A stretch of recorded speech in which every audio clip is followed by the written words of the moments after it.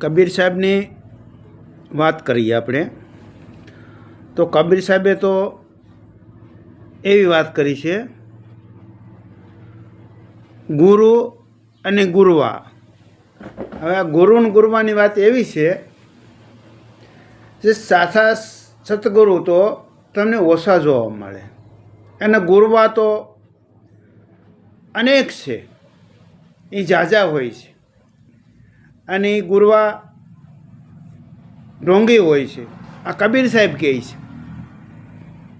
કે ગુરવા ઢોંગી હોય છે, એટલે ઢોંગી ગુરવાઓ તો ઘરોઘર ફરે છે કે અને જેને તેને દીક્ષા આપતા ફરે છે.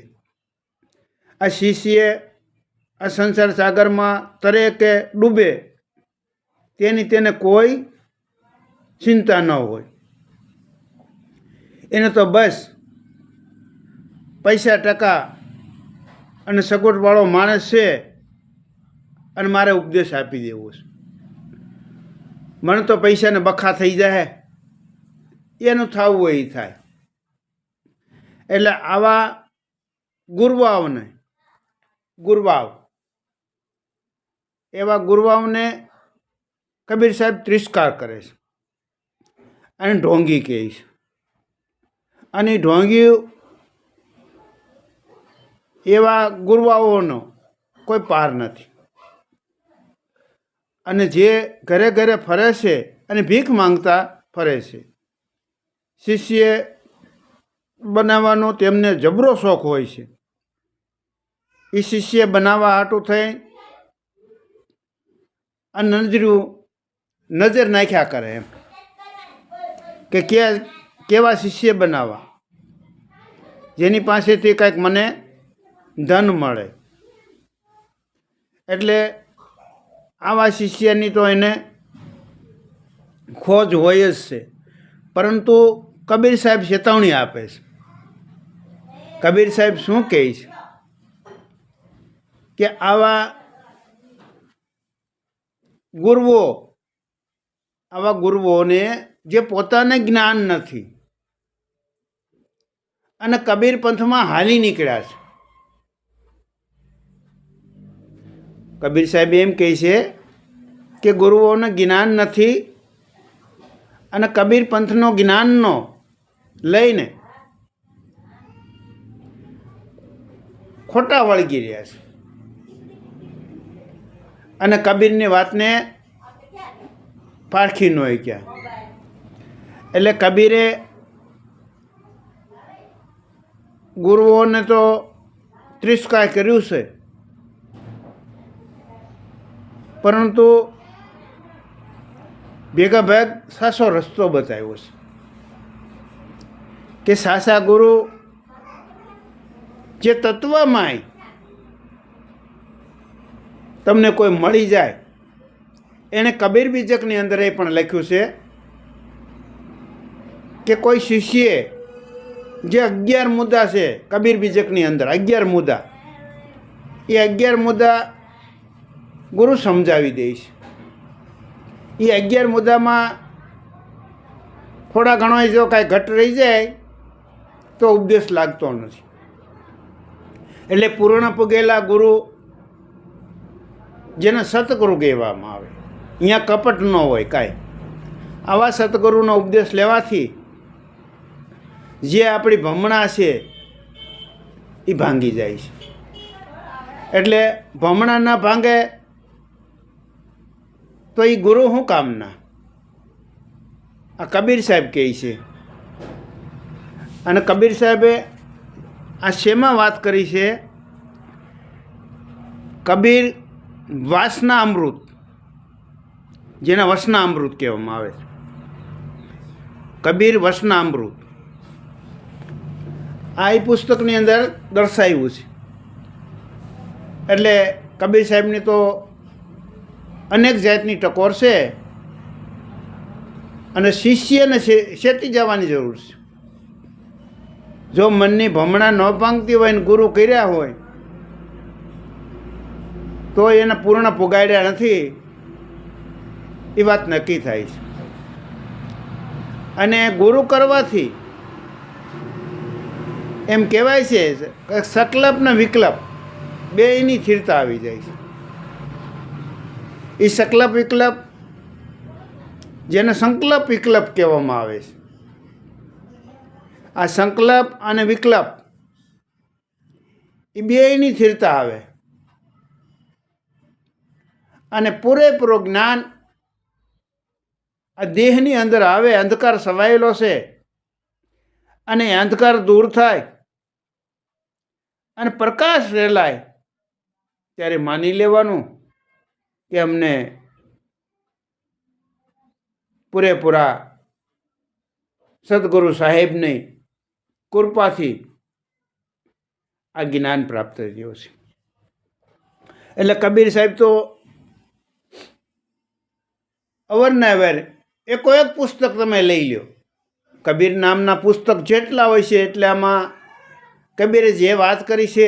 હા, હું તમને એક જરૂર ચેતવણી આપું છું કે જેટલા પુસ્તક તમે વાંચો એટલા બધાય પુસ્તકની અંદર એ તમે સમજી લેવું એવું મનમાં માનતા નહીં. કારણ કે એમાં કોક વિરલા હોય ને એ જ જાણી શકે. આમાં બધાય જાણે એમ નથી. આમાં વિરલા હોય તો હોય છે એવા કે જેને તરક બુદ્ધિ કહેવામાં આવે છે,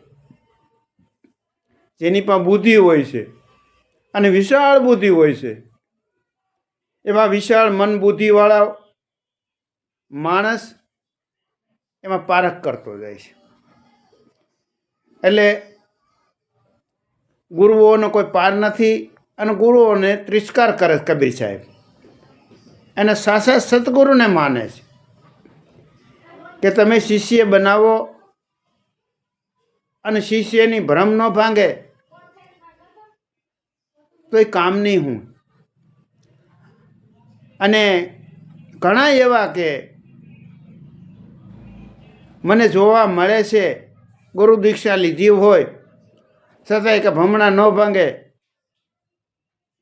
તો એની પાછળનું કારણ કયો કે ગુરુ પૂરા પૂગ્યા નથી.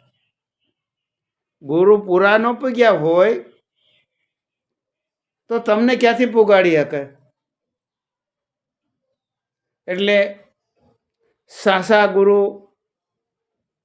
જે જાણવા અને પારખવા એ બુદ્ધિ જોઈએ અને બુદ્ધિ વિશાળ હોવી જોઈએ, જે વાતને સમજીએ. એટલે ના કે વાત વિવાદ કરવાથી એ સમજી જવું એ વ્યાજબી નથી.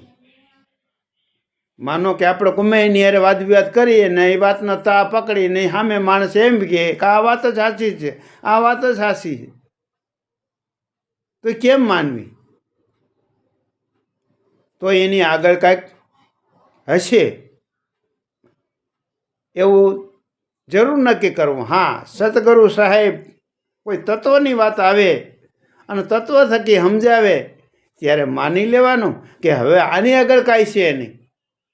બાકી જ્યાં તત્વ નહીં હોય, તત્વ એટલે તમારા સેમ દેહની અંદર, સેમ એટલે પોતે દેહની અંદર જે તત્વ પીડ્યા છે એ તત્વની પારખ તમને ન હોય અને સદગુરુ સાહેબ જે કરાવતા હોય પારખ, ત્યારે માની લેવાનું કે આ જ સાચા સદગુરુ સાહેબ છે. કારણ કે મનની ભમણા ભાંગી નાખે છે. મનની ભમણા ભાંગી જાય એટલે ત્યાં સંકલ્પના વિકલ્પ બેયની સ્થિરતા આવી જાય છે. એટલે સાચા સદગુરુના શરણમાં જઈ અને ઉપદેશ લેવા અને જૂઠા એવા જે ગુરુઓ કે ગુરુઓ એવા ગુરુઓનો ઉપદેશ લીધો હોય તો તત્કાળ એનો તિરસ્કાર કરવો. આ કબીર સાહેબ કહે છે.